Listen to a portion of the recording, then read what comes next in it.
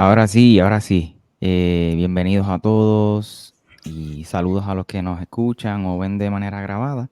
Bienvenidos a un nuevo episodio de la serie de los últimos días entre Wilfredo, este servidor y el pastor Gilberto Rufat, que hemos estado hablando durante ya como 2 o 3 meses acerca de los últimos días, Mateo 24, 25.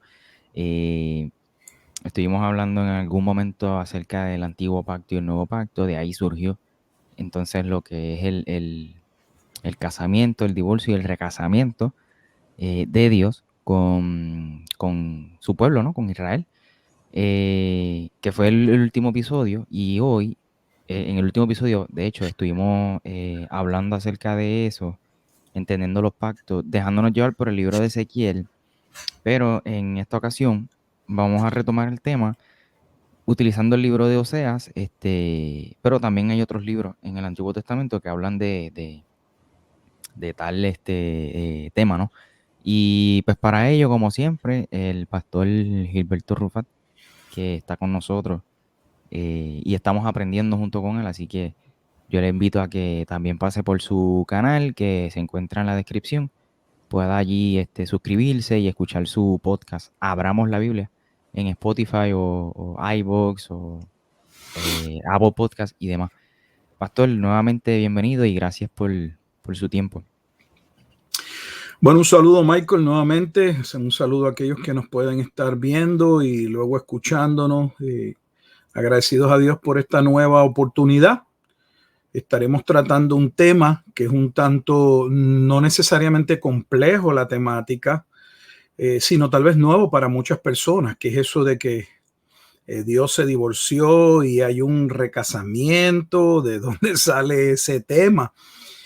Podría sonarle a algunos un tema raro, descabellado, inusual, pero no lo es.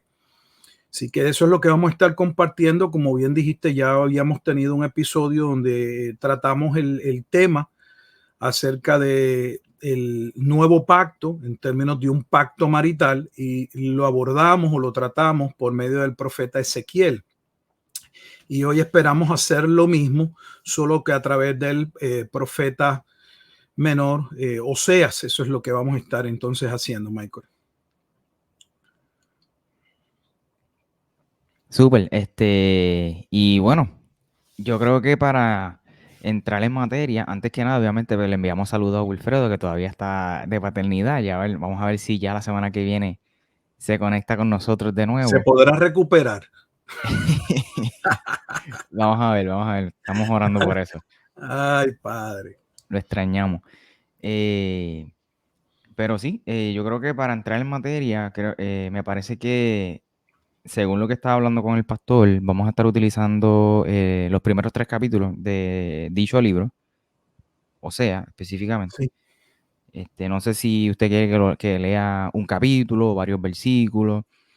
Si quieres, voy a hacer una breve introducción de por Súper, qué caemos a Osea.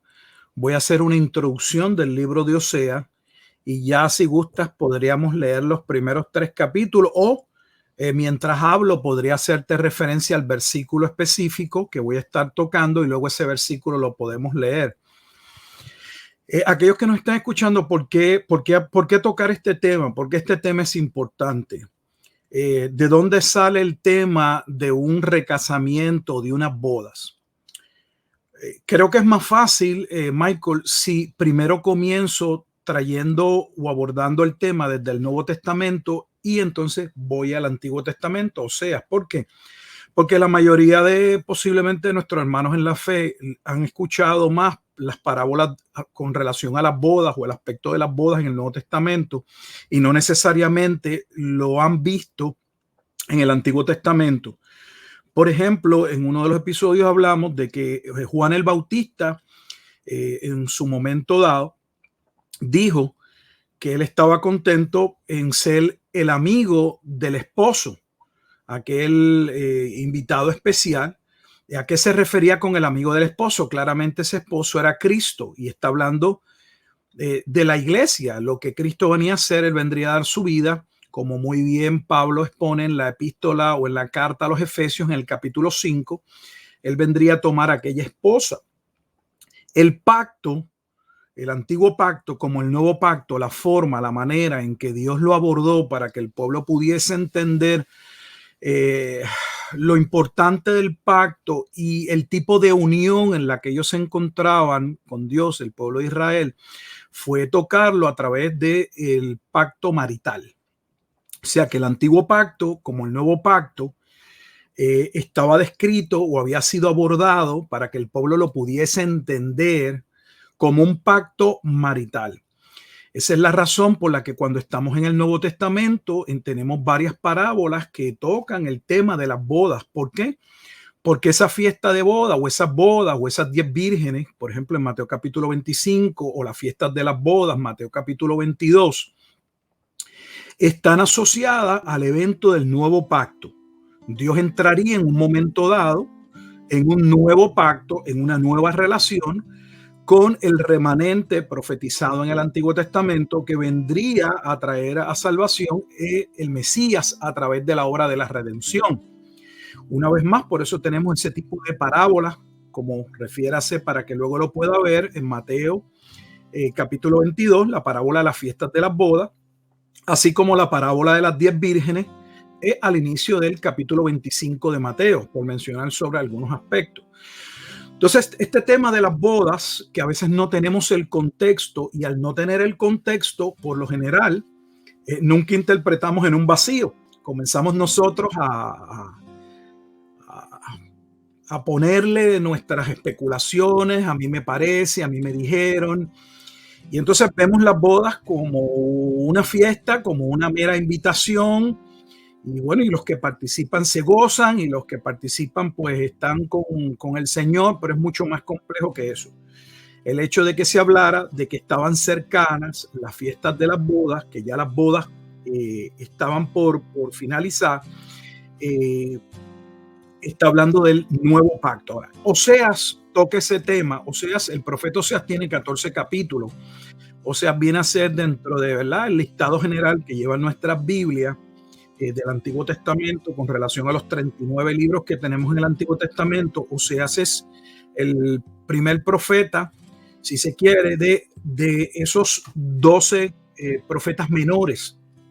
El libro Oseas tiene un total de 14 capítulos. Claro, sabemos que el Antiguo Testamento y el Nuevo Testamento tenían capítulos ni versículos, pero entendiendo ¿verdad?, nuestras Biblias actuales, donde se le han puesto esos temas, esos capítulos y esos versículos, tiene 14 capítulos.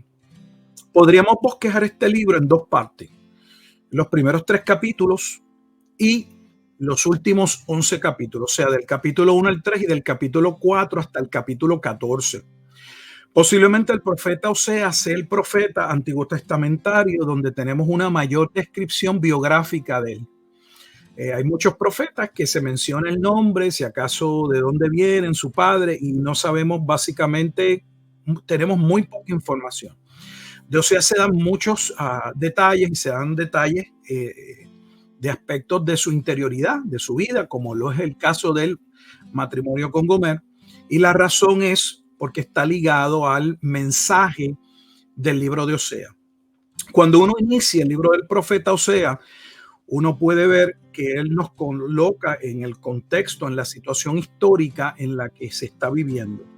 Oseas está básicamente profetizando o va a ser usado por Dios aproximadamente unos 30 años antes de que el pueblo o el imperio asirio viniese a ser un instrumento en manos de Dios para devastar el reino del norte por causa de no haberse arrepentido. Dios lo llama al arrepentimiento, al arrepentimiento, al arrepentimiento, y las tribus del norte siguieron viviendo en su pecado, habían prevaricado, habían cambiado la palabra de Dios, estaban adorando a otros dioses, sacrificando sus hijos a otros dioses, maltrataban a aquellos que deseaban de alguna forma o manera buscar a Dios con sinceridad.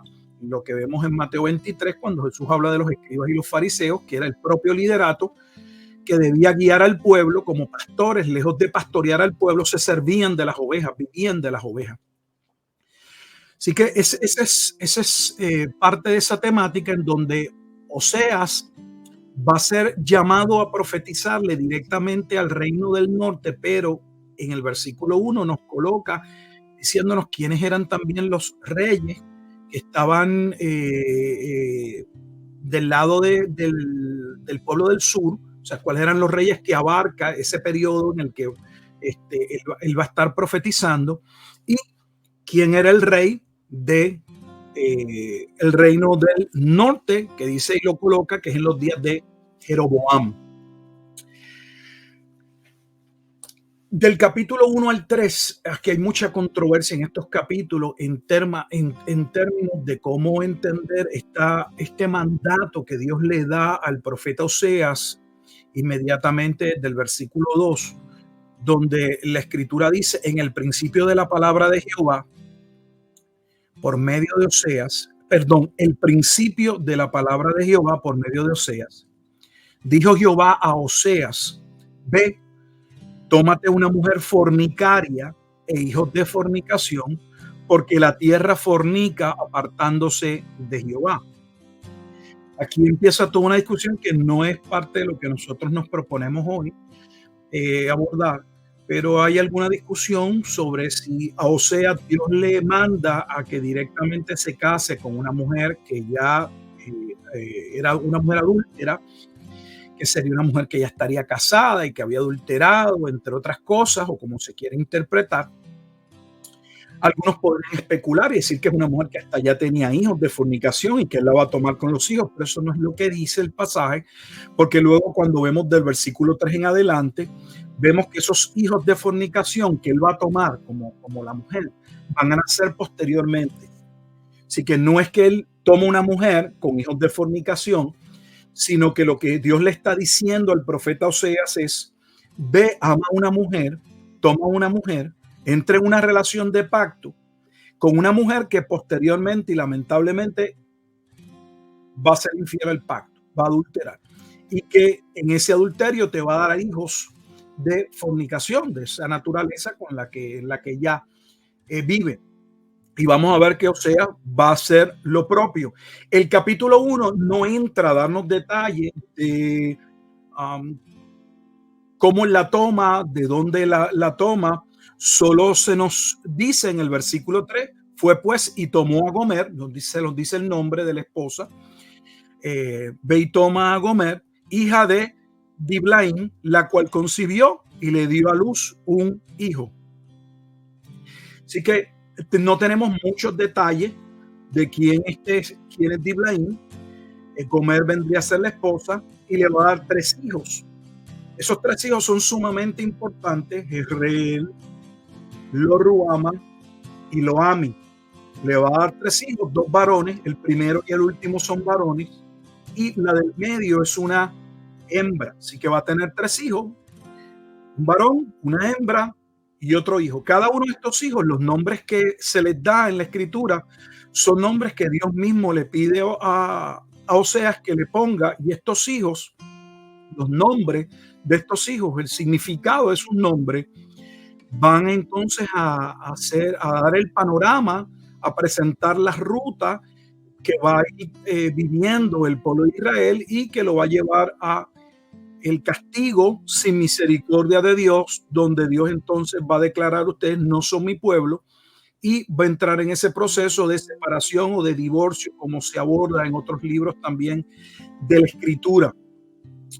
Junto a este capítulo 1 es importante también el capítulo 3, y ya toco con más detalle, vuelvo al 1 y al 2. Pero traigo el capítulo 3 porque en el capítulo 3 de Oseas hay una descripción que podría ser confusa, y que de hecho uno, cuando busca los comentarios para leer y ver cómo ha sido interpretado este capítulo 3, que es un capítulo que lo que consta son de 5 versículos, hay quienes piensan que Dios le pide posteriormente al profeta que entre en una relación con una nueva mujer, porque la lectura, por ejemplo, en la Reina Valera podría dar esa impresión. Lea así el capítulo 3, versículo 1: me dijo otra vez Jehová, ve, ama a una mujer amada de su compañero, aunque adúltera como el amor de Jehová para con los hijos de Israel, los cuales miran a dioses ajenos y llaman tortas de pasas. O sea, hay quien piensa que aquí se trata de una nueva mujer. El consenso mayor es que no se trata de una nueva mujer. Esta mujer es la esposa con la que el profeta Oseas ha entrado en pacto, solo que ahora se nos van a dar detalles de cómo es la compra. Y aquí también hay algunas discrepancias si se refiere a la compra como una dote cuando la tomó como esposa, o si el capítulo 3 está entrando ya en los detalles de cuando Oseas Dios le pide que vaya y retome, que vuelva a tomar a esa mujer que él despide por causa de su adulterio. En mi caso particular, y esto para lo que vamos a hablar no cambiaría la interpretación, pero entiendo que corresponde al capítulo 3 a una descripción más detallada de lo poco que se hace ver en el capítulo 1 con relación a ese mandato de Dios de ir y casarse con esta mujer, que Dios de antemano le va a decir que esa mujer va a entrar o en violación del pacto marital. Y eso es lo que estamos viendo.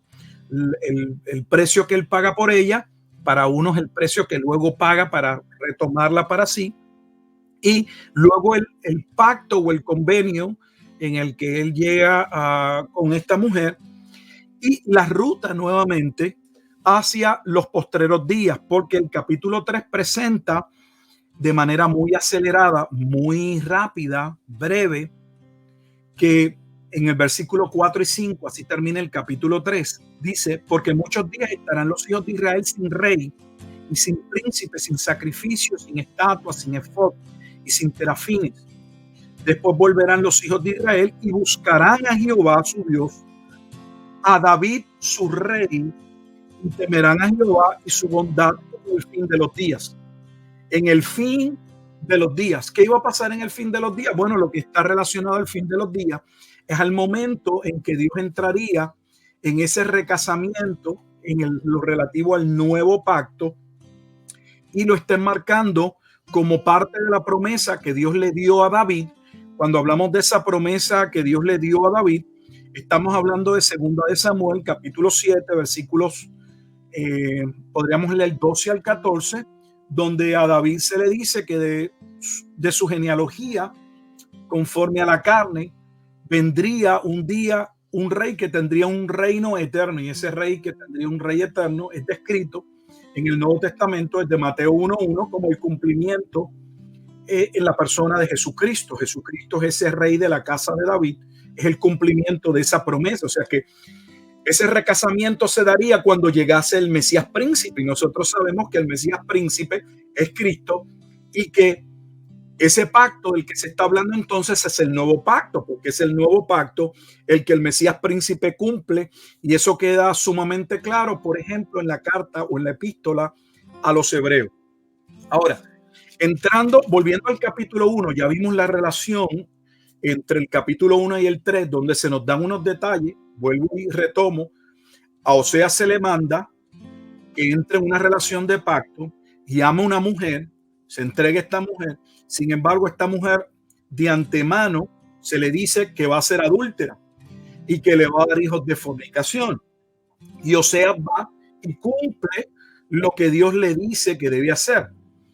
De antemano, como vimos en el capítulo 3, si usted puede leer en el capítulo 3, Dios mostrándole al profeta que lo que iba a acontecer, lo que iba a suceder en la vida del profeta Oseas, lo que Oseas iba a experimentar, era lo que Dios estaba viviendo con el pueblo de Israel, y lo que él se aprestaba a hacer en un futuro, cuando él, luego de juzgar al pueblo, posteriormente tendría misericordia y lo llamaría al arrepentimiento, lo llamaría un nuevo pacto. Y ya sabemos que conforme a Oseas capítulo 3 sería cuando se cumpliera la promesa de David, y eso sería conforme al capítulo 3, versículo 5 específicamente, en el fin de los días. Ese fin de los días es obvio que no es el fin del mundo, porque la llegada del Mesías inaugura para los judíos,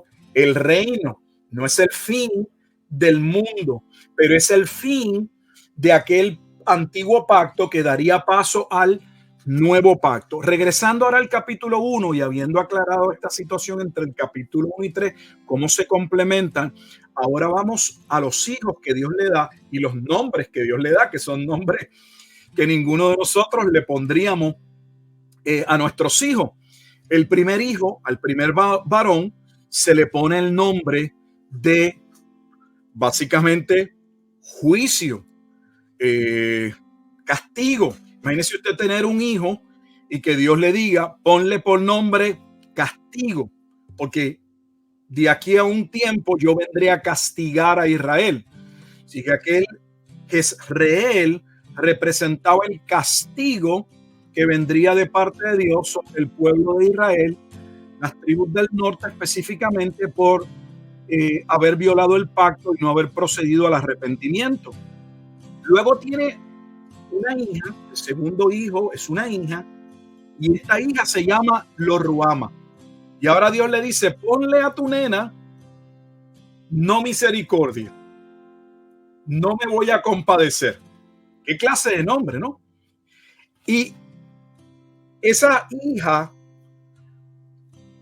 estaba relacionado con el nombre del primer hijo.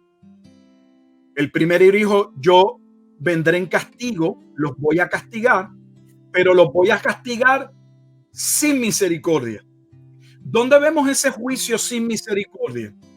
En la parábola del capítulo 21 de Mateo. Me refiero a la parábola de los labradores que se han adueñado de la viña y que van a matar al hijo del dueño. Y cuando Jesús les pregunta qué ustedes creen que hará el dueño de la viña cuando se entere que finalmente les ha enviado a su hijo amado, a su único hijo, y ustedes lo han matado.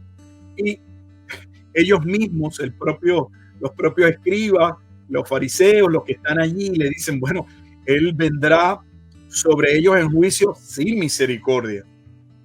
Y esto había sido profetizado desde el Antiguo Testamento.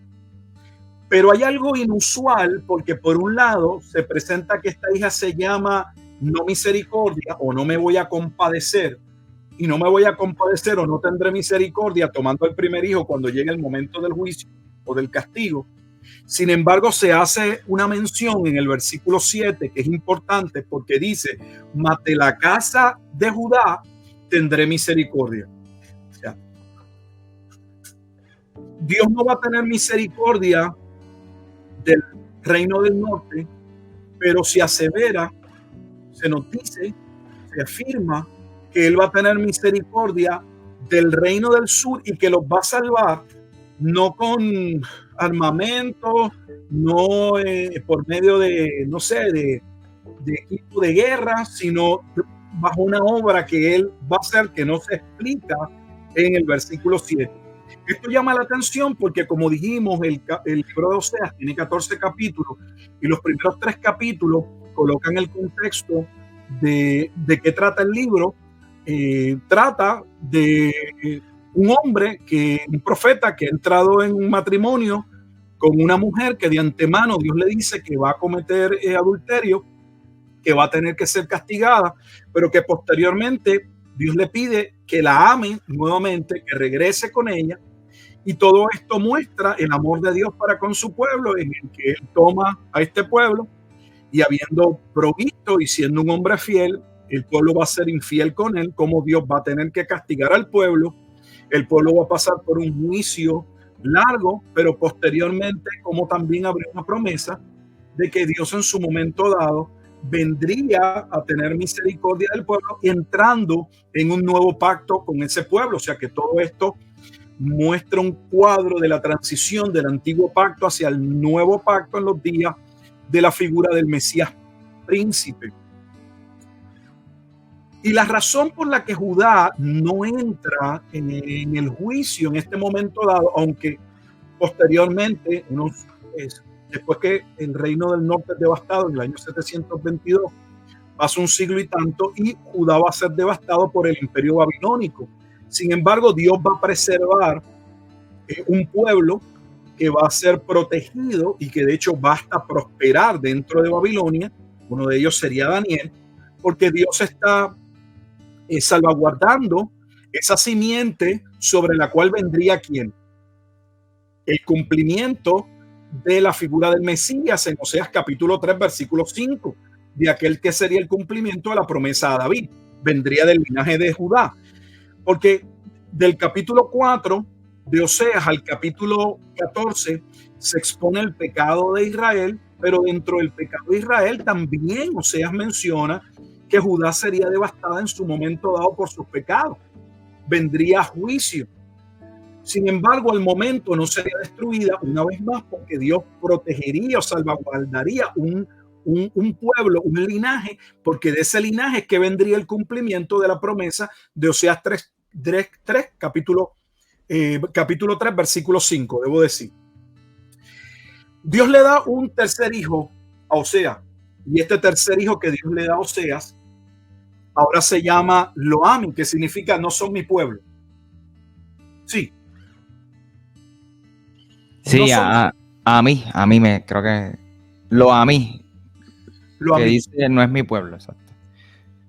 Pasa que como no tiene acento en la última I, es Loami, porque sí, Loami sería si tuviera el acento en la última, por eso lo menciono así, lo pronuncio. O sea, Dios ahora le da este hijo, Loami, y Loami significa no soy mi pueblo. Ahora mira el cuadro completo.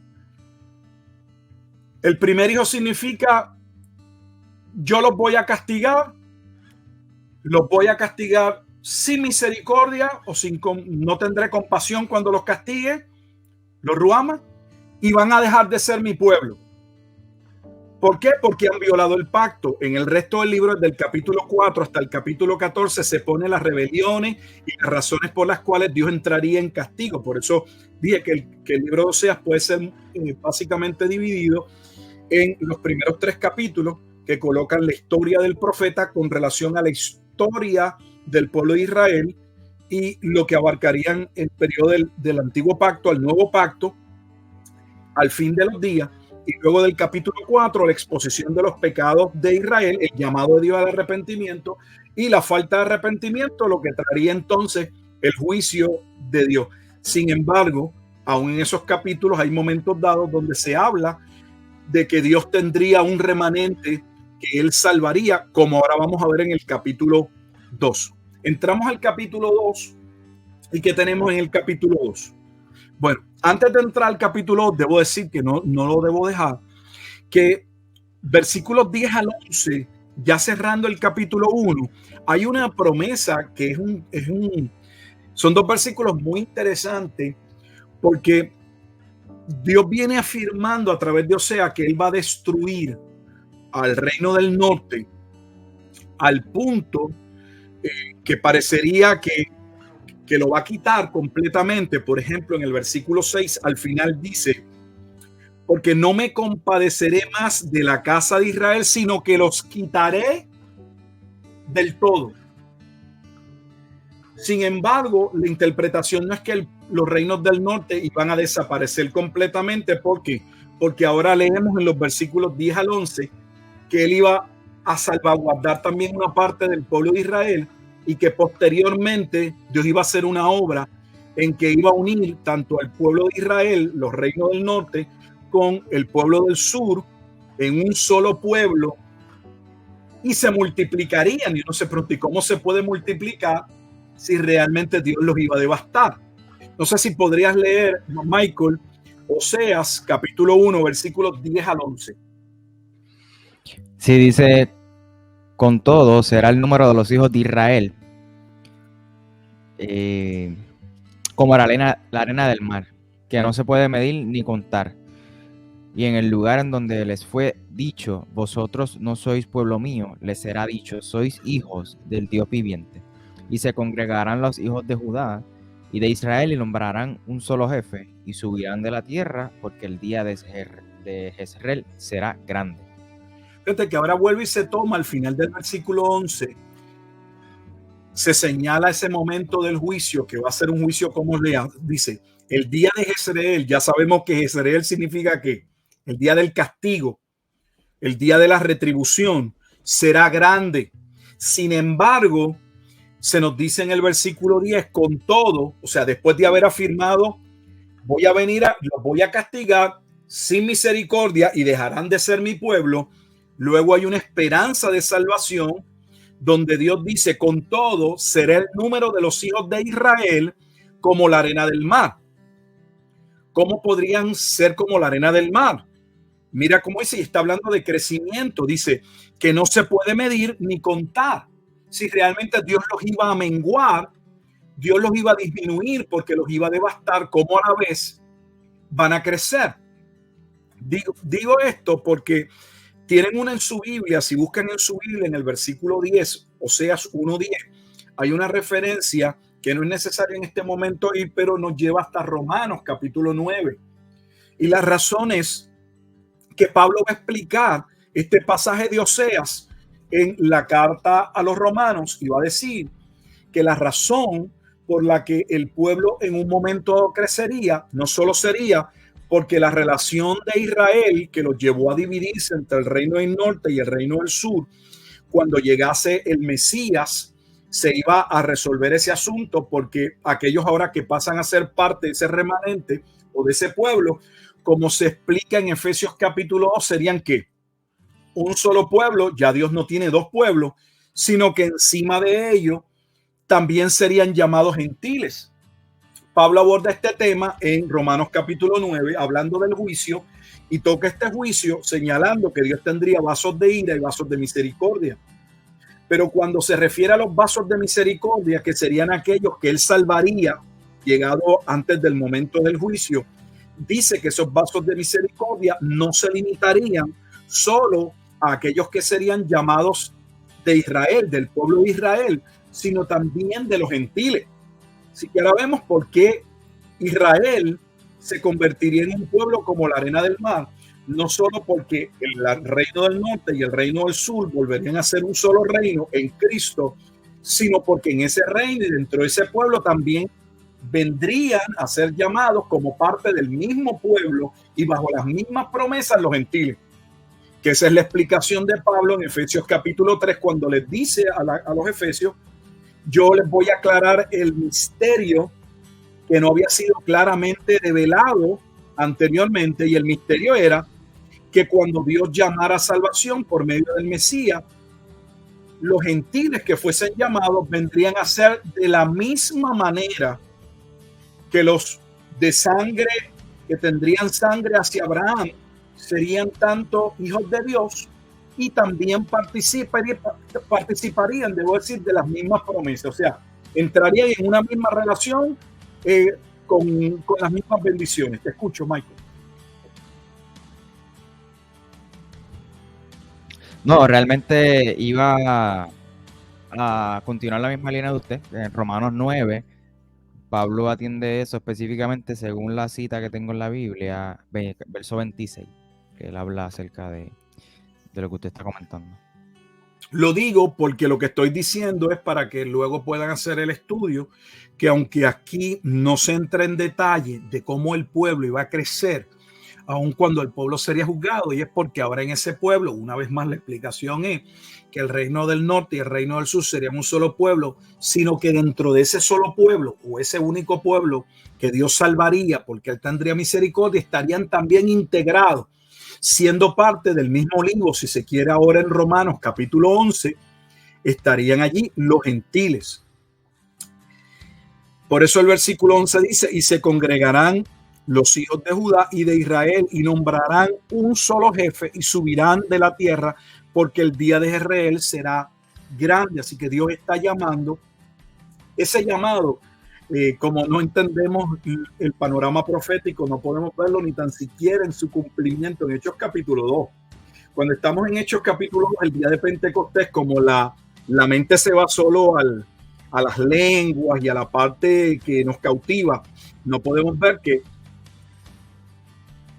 los que están allí reunidos representan tanto los pueblos de la parte norte de arriba, que eran parte de las tribus, de las 10 tribus que habían sobrevivido, como de todos los judíos del pueblo de Judá, en la región de Judá. O sea que en Pentecostés Dios está llamando, y es dentro de esos 3,000, allí se están llamando a judíos, y si se quiere al pueblo de Israel, porque a veces nosotros usamos el término sin distinción. Sin embargo, realmente para ellos se separaban, porque el que era del pueblo del norte no quería que le llamaran que era del pueblo del sur, y el del sur decía: yo no soy de Israel, yo soy de Judá. Y allí están siendo llamados y unidos en un solo pueblo. Perseveraban unánimes, juntos, tanto del norte como del sur. O sea, vemos cómo esa profecía se va cumpliendo y cómo se va expandiendo, que es lo que Pablo estaba diciendo, o va a aseverar en el capítulo 9, al llamar también aquí a los gentiles. Ahora, entramos al capítulo 2, y en el capítulo 2 de Oseas, ¿qué tenemos? Tenemos ahora un cuadro donde se le dice a Ami y a Ruama que contiendan con su madre por el pecado, por el adulterio, por la falta de fidelidad, por la violación del pacto, antes de que él la castigue. O sea que Dios le pide a los hijos que le digan a la mujer que pare, que se arrepienta, antes que venga lo que ya vimos, el día de castigo sin misericordia, y los abandone y les diga: ya ustedes no son mi pueblo. Sin embargo, aunque se asevera, se dice que Dios dejaría, vendría un juicio y ellos no serían su pueblo, en el 1:10, en Oseas 1:10, se profetiza no solo que el pueblo crecería, que ya lo estuvimos hablando, sino dice que en el lugar donde se le fue dicho: vosotros no sois pueblo mío, le será dicho: sois hijos del Dios viviente. O sea que este pueblo en un momento dado vendría a entrar en una relación particular y especial con Dios, y todo esto tiene que ver con el nuevo pacto. Sin embargo, ese capítulo 2 muestra que Oseas tendría que castigar, como Dios tuvo que castigar a su pueblo, y da las razones por qué, especialmente de Oseas 4 en adelante. Por ejemplo, en Oseas 2:10 dice: y ahora descubriré yo su locura delante de los ojos de sus amantes, y nadie la librará de mi mano. Vamos a aprovechar la nota al calce en términos de que dice que tenía muchos amantes, porque el lenguaje de Oseas, a través de el libro de este profeta, en los 14 capítulos, señala una y otra vez tanto a Israel, entiéndase una vez más, el reino del norte, en términos del momento histórico en el que estamos viviendo, como del reino del sur, como dos pueblos que son adúlteros. O sea que el lenguaje de la mujer adúltera está claramente expresado aquí en el libro de Oseas. De hecho, hay una figura que casi representa la mujer que cabalga a la bestia en Apocalipsis capítulo 17. Y está en el capítulo 2 de Oseas, versículo 13. Dice: y la castigaré por sus días en que incensaba a los baales y se adornaba de sus zarcillos y de sus joyeles. O sea, la pone como muy bien ella vestida para irse a través con sus amantes. Dice: y se iba tras sus amantes y se olvidaba de mí, dice Jehová. O sea que aún Oseas 2:13 describe la forma y la manera en que esta mujer no le fue fiel a Gomer, como tampoco fue fiel el pueblo de Israel a Jehová, aun cuando él les había provisto de todo. Él era quien les había dado toda la bendición que tuvieron en su momento dado, pero ella se iba detrás de los amantes, creyendo que eran los amantes los que realmente podían sostenerla y con quien ella podría realmente tener una mejor vida. Pero hay una transición que ahora viene, y ahora vamos a lo del pacto, del versículo 14 al versículo 23, ya al final del capítulo 2. No sé si podrías pasar a leerlo, y con esto entonces tomamos la parte importante, donde aquí está claramente la parte donde Dios va a volver a entrar en casamiento. Oseas capítulo 2, versículo 14 al versículo 23. Del 14 al 23 dice: pero he aquí, yo la atraeré y la llevaré al desierto y hablaré a su corazón. Y le daré sus viñas desde allí y el valle de Acor por puerta de esperanza. Y allí cantará como en los tiempos de su juventud y como en el día de su subida de la tierra de Egipto. En aquel tiempo, dice Jehová, me llamarás Ishi, y nunca más me llamarás Baalí, porque quitaré de su boca los nombres de los Baales, y nunca más se mencionarán sus nombres. En aquel tiempo haré para ti pacto con las bestias del campo, con las aves del cielo, con las serpientes de la tierra, y quitaré de la tierra arco y espada y guerra, y te haré dormir segura. Y te desposaré conmigo para siempre, te desposaré conmigo en justicia, juicio, benignidad y misericordia, y te desposaré conmigo en fidelidad, y conocerás a Jehová. En aquel tiempo responderé, dice Jehová, yo responderé a los cielos, y ellos responderán a la tierra, y la tierra responderá al trigo, al vino y al aceite, y ellos responderán a Jezreel, y la sembraré para mí en la tierra, y tendré misericordia de Ruama, y diré a Loami, tú eres pueblo mío, y él dirá, Dios mío. Si ahora estamos viendo en Oseas capítulo 2, versículo 14 al versículo 23, una promesa de que Dios en su momento dado obraría en el corazón de su pueblo, que de hecho el nuevo pacto del que se habla en el versículo 18, porque dice, en aquel tiempo haré para ti pacto. Oseas capítulo 2, versículo 18, habla sobre ese nuevo pacto. Según el profeta Ezequiel, como según el profeta Jeremías, ese nuevo pacto sería un cambio que Dios obraría en el corazón perverso, errado, desviado del pueblo para que le pudiesen ¿qué? Seguir. Porque la Biblia expresa que el problema del hombre en su naturaleza caída se centra en un corazón engrosado, en un corazón que tiene ojos pero no ve y tiene oídos y no puede escuchar. Por eso es que se requiere de la obra del nuevo nacimiento, para que realmente uno pueda ver y entender el reino. Es la conversación de Jesús con Nicodemo. Por eso dice, ¿cómo es posible que tú seas maestro de Israel y tú no entiendas lo necesario, lo importante, lo que un profeta como Ezequiel trató acerca del momento en que Dios debía resucitar al pueblo para que el pueblo realmente pudiese seguir a Dios? El pueblo realmente no tendría un corazón para poder amar a Dios con todo su corazón, con toda su mente, con toda su alma, con toda su fuerza, como lo demandaba la ley en el Shema, hasta que Dios no transformase ese corazón. Y esa transformación tiene que ver con el nuevo pacto. Y el nuevo pacto es la obra que llevaría a cabo el hijo de la promesa a David, que es lo que vimos en el capítulo 3, versículo 5. Dice, después volverán los hijos de Israel y buscarán a Jehová su Dios y a David su rey. O sea, el pueblo se va a tornar a Dios cuando el cumplimiento de la promesa de aquel rey que vendría del linaje de David se cumpliese. ¿Y quién es el cumplimiento? Ya lo hemos mencionado, es Jesucristo. Así que Dios obraría, según Oseas capítulo 2, versículo 14, en el corazón. Y lo que Dios traería por medio de del nuevo pacto sería pues colocado en un lenguaje de bendición.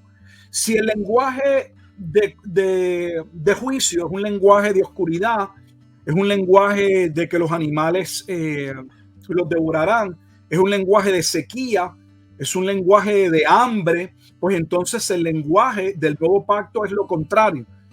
La tierra va a producir, por eso vemos, y así debemos interpretarlo. No tiene que ser que es el problema. La mayoría ve este tipo de lenguaje y entiende que tiene que ser un cumplimiento literal, y que si allí se habla de que los animales devorarán como parte del juicio, y luego se habla que como parte del nuevo pacto un niño podrá comer o darle de comer un león, La gente dice, pues no hemos llegado todavía a esa etapa porque todavía ninguno de nosotros le puede dar comida a un león. Y no entienden que es parte del lenguaje de bendición, que ellos así lo entenderían. O sea, si hay cielo cerrado bajo juicio, pues ¿cuál sería el lenguaje o la contraparte del lenguaje de bendición? El antónimo pues vendría que lluvia. Si acá no hay agua, ahora hay lluvia. Si la tierra no producía, ¿ahora qué? Ahora los árboles producen. Y eso es lo que estamos viendo. El versículo 16 es importante porque dice, en aquel tiempo, y es el tiempo en el que viene el cumplimiento nuevamente del Mesías. Estamos en el Nuevo Testamento, es Cristo, dice, en aquel tiempo, dice Jehová, me llamarás Isi. ¿Y qué significa Isi? Claramente su Biblia dice que significa que mi marido. O sea, que aquella mujer adúltera que no reconocía o no entraba en fidelidad o no había podido apreciar el hombre que tenía, que la había amado en un pacto, ahora esa mujer dice, me llamarás mi marido. Dice, y nunca más me llamarás Baali, o sea, nunca más me llamarás como Señor.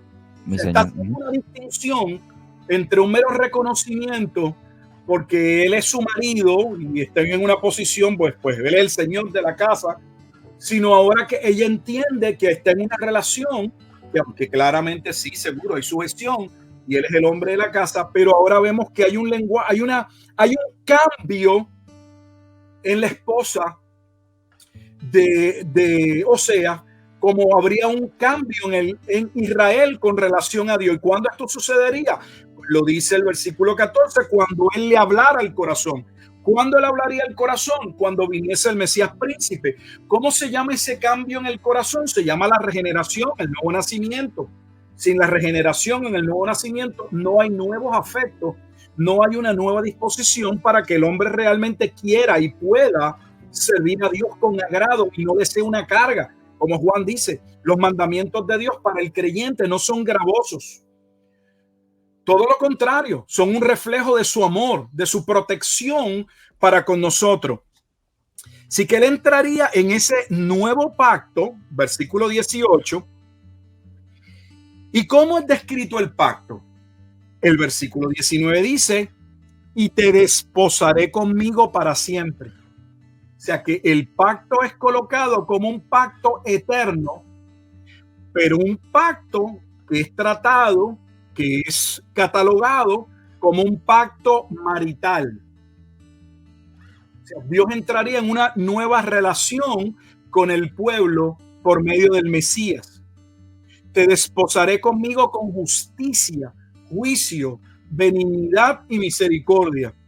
Y te desposaré. Fíjese que esta es la tercera vez que habla que te desposaré. 2 veces en el versículo 19 y vuelve a repetirse en el versículo 20. Y te desposaré conmigo en fidelidad y conocerás a Jehová. O sea que ese pueblo conocería a Dios. Por eso es que es importante el tema de las bodas, de este pacto relacionado a la obra del Mesías, para entender lo que va a suceder o lo que acontece en el Nuevo Testamento. Porque cuando hablamos de las bodas del Cordero, dirigiéndonos, por ejemplo, a Apocalipsis en el capítulo 19, no podemos entender por qué allí se habla de unas bodas y por qué las bodas acontecen donde acontecen. Valga la redundancia, por qué las bodas están relacionadas al fin del juicio contra la gran ciudad. Si usted observa en el libro de Apocalipsis, las bodas del Cordero son mencionadas como parte de las alabanzas que se irrumpen desde el cielo y que son llamados también los de la tierra a participar en ella, porque Dios ha juzgado a la gran ramera. Y mientras se habla del juicio de la gran ramera en Apocalipsis capítulo 19, dentro de ese escenario de juicio, a la vez se menciona que bienaventurados los que han sido llamados a participar de las bodas del Cordero. Es el mismo cuadro de Mateo capítulo 25 en la parábola de las 10 vírgenes, donde las 10 vírgenes representan aquel llamado de Dios al pueblo a reconocer que había llegado el momento donde se iba a consumar el nuevo pacto, que tiene como base la cruz de Cristo. Es por medio de su sangre, es por medio de su expiación que Cristo redime, que Cristo compra, que Cristo entra en una relación de pacto con ese pueblo. Pero las bodas concluyen en el momento en el que el hombre que entra en pacto viene a tomar formalmente a la mujer y se lleva a cabo la fiesta. Y esa es la fiesta que se está esperando en Mateo capítulo 25, que se dice que las vírgenes que habían escuchado, pero que no se prepararon, quedaron ¿qué? Fuera. Y cuando se habla de que quedaron fuera, el lenguaje es que quedaron fuera para juicio. Sin embargo, aquellas que se habían preparado entraron. Representa entonces la parte de esa ala, de ese remanente que sería preservado. Y esa es la razón por la que las bodas del Cordero están colocadas a la par, en conjunto con el juicio contra la gran ramera. Y esa gran ramera es el pueblo de Israel. Y el juicio se llevó a cabo o culminó, empecé en el año aproximadamente 66 y culmina con la destrucción del templo en el año 70.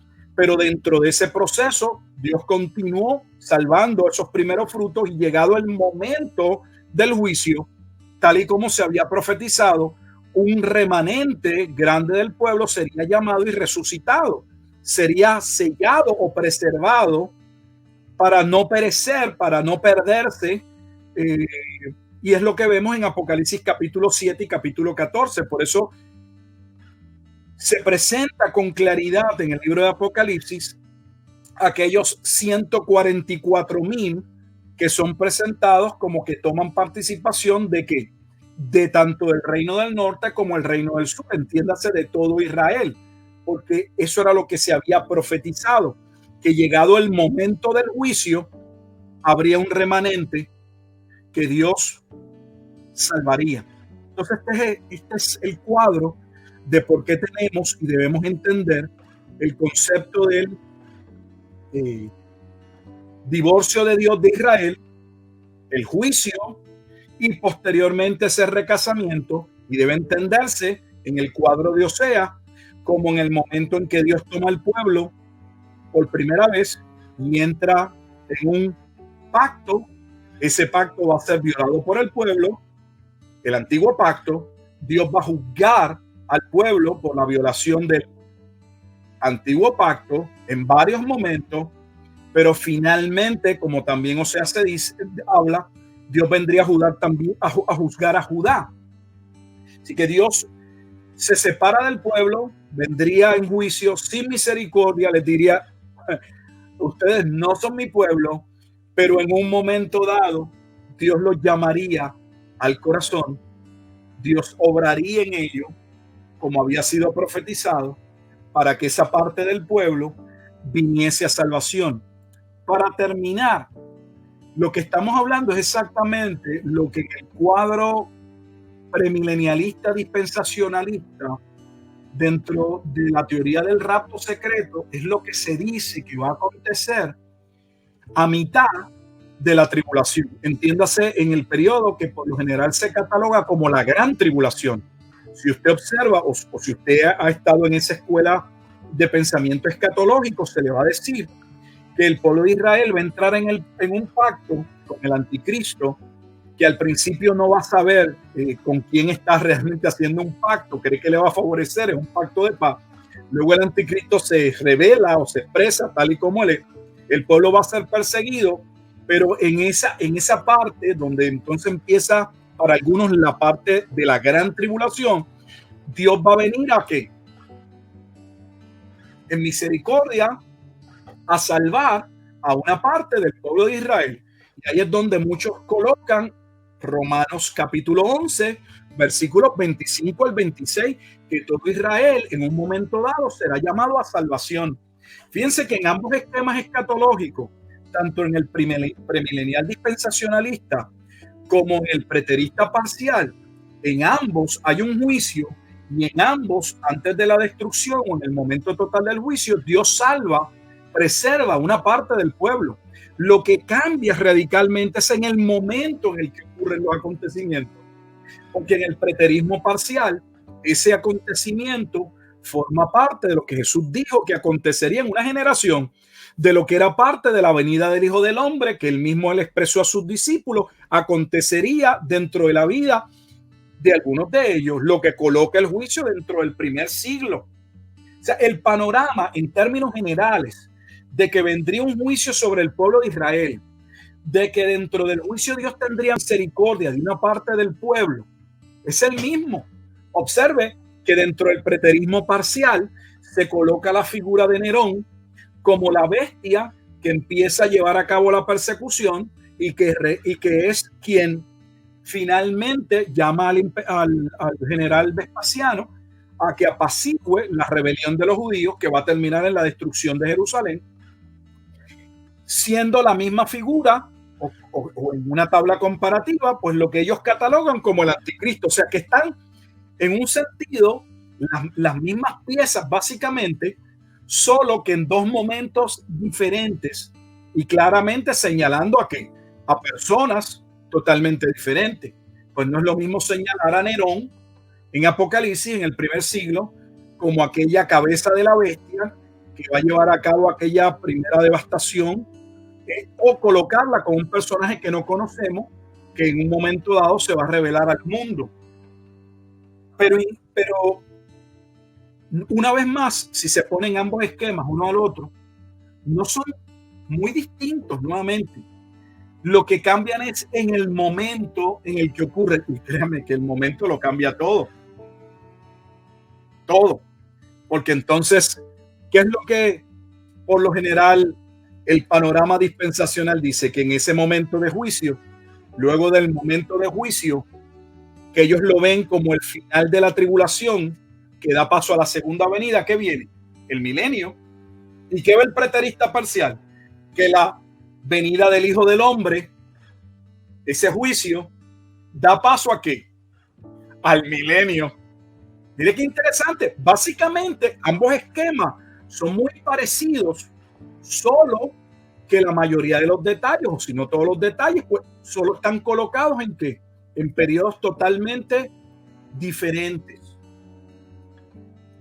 Bueno, eso es básicamente, Michael, hasta aquí, el por qué es importante entender cómo el nuevo pacto que lleva a cabo Cristo para salvar a un pueblo o a un remanente está asociado, está ligado al lenguaje de un divorcio o un juicio y de un momento en el que Dios vendría a tener un recasamiento. Si se quieren usar casamiento, divorcio y recasamiento, el casamiento sería el momento en que Dios toma a Israel, nuevo pacto, perdón, el antiguo pacto, el pacto abrahámico, ese pacto que Dios concerta con el pueblo, con Moisés, que le da la ley, el antiguo pacto. Luego el pueblo entra en violación de pacto, Dios lo va a castigar, lo va a desechar, ese es el divorcio. Y luego Dios dice, pero voy a tener misericordia en un momento dado y te voy a volver a tomar. Y ese es el recasamiento o el nuevo pacto. Dentro del primer pacto y del nuevo pacto tenemos entonces el juicio, el divorcio, la desolación, Israel en la dispersión hasta ser llamado a salvación mediante la obra del Mesías. No sé si tengas alguna pregunta, hay algo, me pueden ver que detalles que quieras preguntar, algo que se deba aclarar. Básicamente que decir que sin duda alguna, cuando se está hablando acerca de del preterismo parcial y del dispensacionalismo, el tiempo lo cambia todo, totalmente. Y que, pues, mano, yo no quisiera ser tan redundante, pero tengo que seguir repitiéndolo, que la importancia de por qué nosotros creemos, en la inspiración de la escritura. Oh. Y esa coherencia, ¿no? Esa línea, esa narrativa que trae la Biblia completa. Yo por lo menos, pues era un neófito, si se puede decir en ese sentido, del Antiguo Testamento, porque fue así como me lo enseñaron. Eso es para el pueblo de Israel, pero mira cuán importante es conocer este lenguaje del pacto marital y todo esto. ¿Por qué incluso se habla en Apocalipsis de las bodas del Cordero? ¿Por qué incluso Jesús habla o trae esa parábola en Mateo 25 de las vírgenes? Y es porque todo desde el Antiguo Testamento se está hablando. Lo vimos en Ezequiel, en la transmisión pasada, lo estamos viendo en Osea. Usted me comentó que lo podemos ver en Isaías. En Isaías se ve igual de claro. O sea, que es una misma narrativa que trae la Biblia, y la importancia de conocerlo, para mí, sin duda alguna, y sé que para Wilfredo también, porque comentó por ahí, escribió, ahora entiendo por qué son los vasos de ira que habla el apóstol Pablo, si no me equivoco. Eso yo creo que es lo único que tengo que decir, porque añadirle algo se daña. Yo creo que ha sido bastante explicado, desmenuzado. Obviamente, quizás instarle a la audiencia, yo voy a hacer lo propio, leer el libro de Oseas en su totalidad. Sí. Pero esos primeros 3 capítulos, para mí fue fascinante saber los significados de los hijos de Oseas. Eso dice mucho. Y pues, por lo menos eso es lo único así que yo quisiera decir. Bueno, pues ahí vamos. Gracias nuevamente por la oportunidad. Esperamos haber contribuido en algo al entendimiento de ese panorama escatológico, porque eso es lo que Oseas muestra, el panorama escatológico de cómo Dios, habiendo tomado al pueblo bajo aquel primer pacto, el pueblo iba a desobedecer, el pueblo entraría en rebelión, y cómo Dios tendría que castigar al pueblo. No lo destruiría completamente, pero finalmente Dios volvería a llamar a ese pueblo, y en ese momento en que lo llamaría, obraría en el corazón, de tal manera que entonces el pacto o el nuevo pacto, ese final pacto, que siempre ha sido es más complicado, no quiero complicarlo, siempre ha sido el pacto que Dios señaló, dispuso desde la antigüedad. Porque hablamos del pacto, el antiguo pacto y del nuevo pacto, pero si estudian bien el libro de Gálatas, en el capítulo 3, Dios nunca ha corrido con plan A y plan B, no fue que falló el plan A y entonces el nuevo pacto es el plan B y ahora sí va bien. El plan A de Dios siempre ha sido el mismo sobre aquellos que Él llamó, eligió, predestinó desde antes de la fundación del mundo, como señala Efesios capítulo 1, solo que Gálatas en el capítulo 3, o Pablo en el capítulo 3, dice que hasta que llegase el cumplimiento de la promesa de aquel que vendría de la casa de David, o sea, el Mesías príncipe, Jesucristo, sería puesto, le sería dado al pueblo lo que nosotros llamamos el primer pacto, el pacto de la ley, pero nunca cambiando la disposición, nunca cambiando la promesa, porque la promesa, como Pablo muy bien dice en Gálatas en el capítulo 3, le fue otorgada o le fue dada a Abraham por la fe.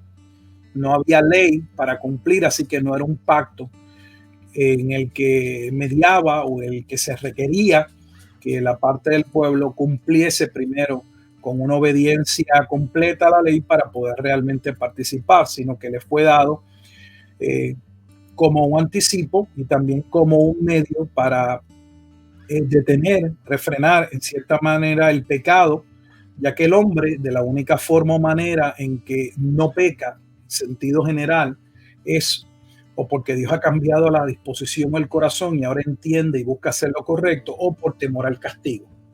Por lo general, hay personas que obedecen la ley, pero la razón no es porque entienden el propósito de la ley, que la ley los está protegiendo, sino porque, bueno, pues me mantengo en estas millas guiando mi automóvil porque no quiero que un policía me dé no sé, una infracción, un boleto, y esa no debería ser la razón. Debería ser porque uno entiende que hay unas razones para guiar con prudencia, con cautela, entre otros temas, ¿ves?